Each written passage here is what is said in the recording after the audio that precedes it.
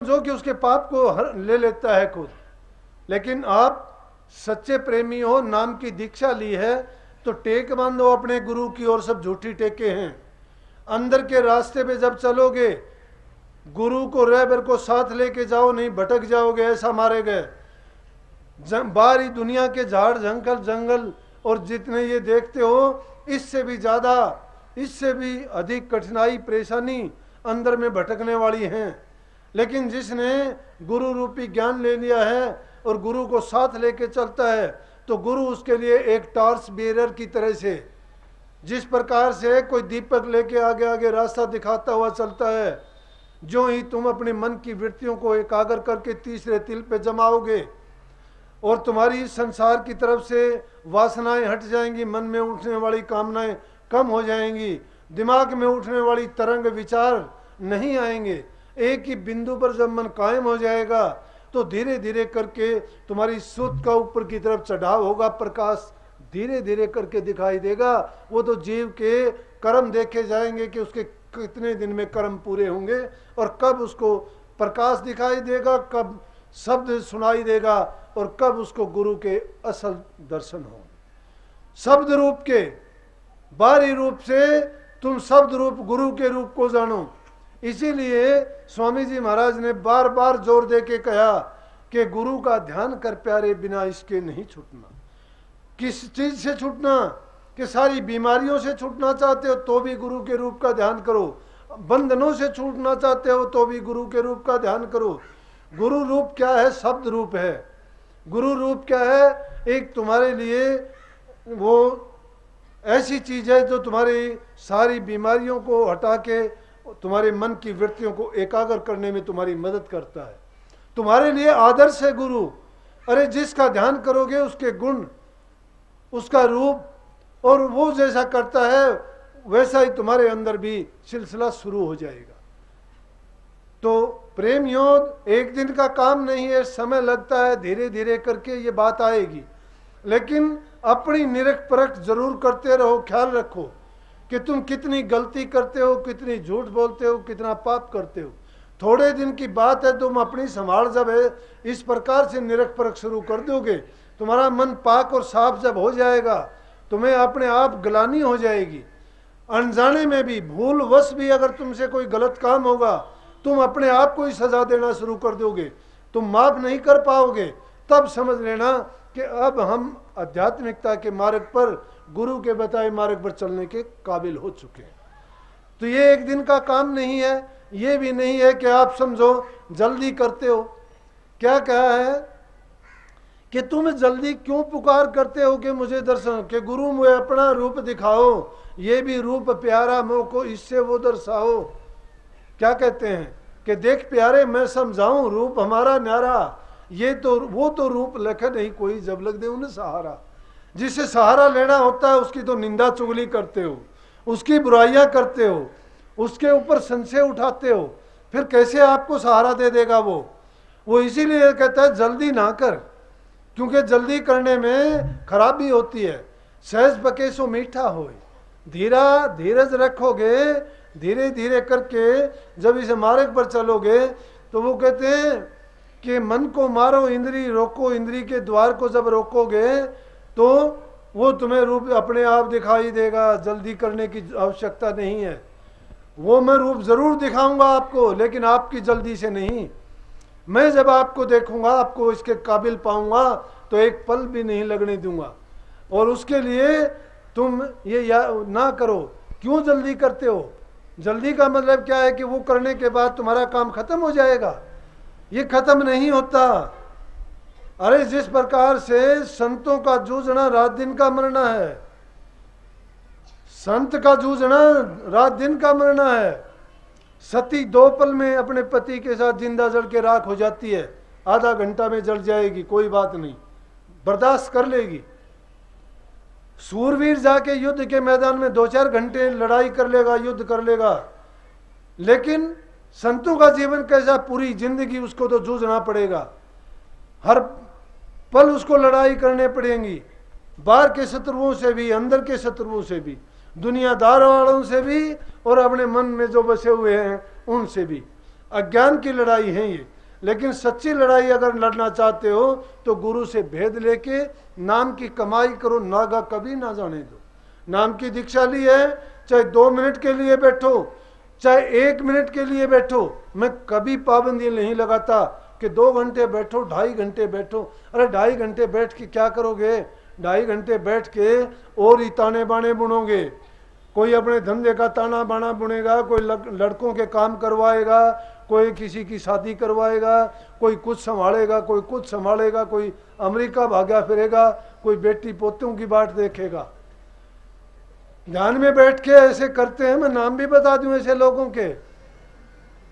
वो क्यों करते हैं कि फुर्सत का टाइम होता है ना, तो कोई डिस्टर्ब करता। दूसरों को ये कहा है कि मैं ध्यान में बैठा हूं। बैठा तो ध्यान में है, लेकिन किसके नाम में नहीं, गुरु के ध्यान में नहीं, भक्ति के लिए नहीं, अपने और दूसरे ध्यान में बैठा है, बैठा है ध्यान में। लेकिन यहां तो ध्यान किस चीज का करना है? निर्गुण का ध्यान करना है। सरगुण में को नहीं मानता है इंसान। सरगुण कौन है? जो दिखाई दे हमें प्रकट में, निर्गुण को मान लेगा। यहाँ पत्थर की मूर्ति अगर तुम गाड़ के 15 दिन में बाहर निकाल दियो, न्यू कहेंगे हनुमान की मूर्ति निकली है, जमीन में देश आ जाएगा कि वहां फलानी जगह मूर्ति निकली है। अरे मूर्ति निकली, कभी दबी हुई थी, निकल आई होगी। लेकिन जो सरगुण मूर्ति तुम्हारे सामने बैठ के हर प्रकार की बात बताता है, उसको नहीं मानते, क्योंकि वो नाना प्रकार के चरित्र करता है, हर प्रकार के चरित्र करता है, बोलता है, खाता है, पीता है, सोता है, हंसता है, सारे काम करता है। इसलिए उसको मानने में बड़ी परेशानी होती है। लेकिन काम बनेगा तो सरगुण को मानने से बनेगा, निर्गुण को मानने से नहीं। जब सरगुण को मान जाओगे, निर्गुण तो अपने आप प्रकट हो जाएगा। है वो आपके अंदर में बैठा हुआ है, लेकिन रास्ता, उसकी डोरी, चाबी सतगुरु के पास है। सतनाम धन पूंजीर, सतगुरु हाथ कुंजी। सतगुरु जब ताला खोलेगा तो ही दर्शन होगा, नहीं हो सकता। तो हर प्रकार से, तन से, मन से, धन से, वचन से, कर्म से अपने आप को गुरु के अर्पण करो। जब गुरु के अर्पण कर दोगे, गुरु ही गुरु रह जाएगा, तो समझो दूसरी चीज तुम्हें परेशान करने वाली नहीं है। तुम गुरु के गुरु तुम्हारा, दूसरा कोई क्या कर ले संसारा फिर। तो प्रेमियों, बारिश के लिए कह रहे थे पहले कि जी बारिश रोकियो। मैं बोला भाई एक आध बार तो रोक सकूं, ज्यादा मैं भी दखल नहीं दूंगा। क्यों नहीं दूंगा कि इतने लोगों के साथ भाग जुड़े हों तो बेचारे समझेंगे जी 1 साल में दिन आया था और ये तो काम फिर गड़बड़ हो गया। मैं सतगुरु से अर्ज करूंगा, अपने आप संभाल करेंगे। आप सबके भाग के कारण शांति से, प्रेम से संगत हुआ, सत्संग हुआ। अब संगत से मेरी प्रार्थना है, छुट्टी के बाद आराम से जाना, बहुत टाइम है, इसलिए मैंने आधा घंटा पहले सत्संग शुरू किया था कि ताकि छुट्टी होने के बाद आराम से जा सकेंगे। नाम वालों के लिए अगर इनने बनाया होगा तो आपको समय दिया जाएगा, नाम भी देंगे। सबको आशीर्वाद और खुश रहो, लेकिन अपने मन को हमेशा भक्ति के मार्ग पर लगाओ। संसार के काम छोड़ने नहीं, चलेंगे वो भी। ईमानदारी से करो, सच्चाई से करो, सत्य का मार्ग अपनाओगे, तुम्हारी सभी प्रकार की जो तमन्नाएं हैं पूरी होती रहेंगी। सतगुरु अपने आप पूरी करेगा, सबकी करे। इसलिए वो चिंताएं मन से निकाल के तुम्हारा जो काम है, पांव पसार के ना सोना, गोडे छाती में दे लो, जब काम बनेगा। सबको राधा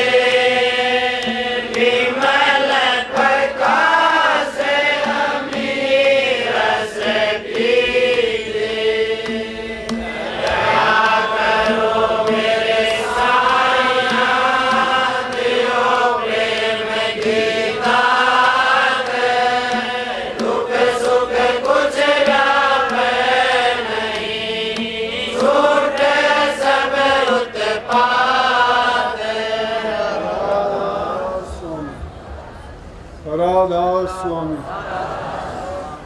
बोले नहीं भाई तो थोड़े से बोले सुन। हाँ इस तरह बोला करो। आप नाम गान वालों को छोड़ के आराम से जाने वाले की छुट्टी शांति से जाइए। राधा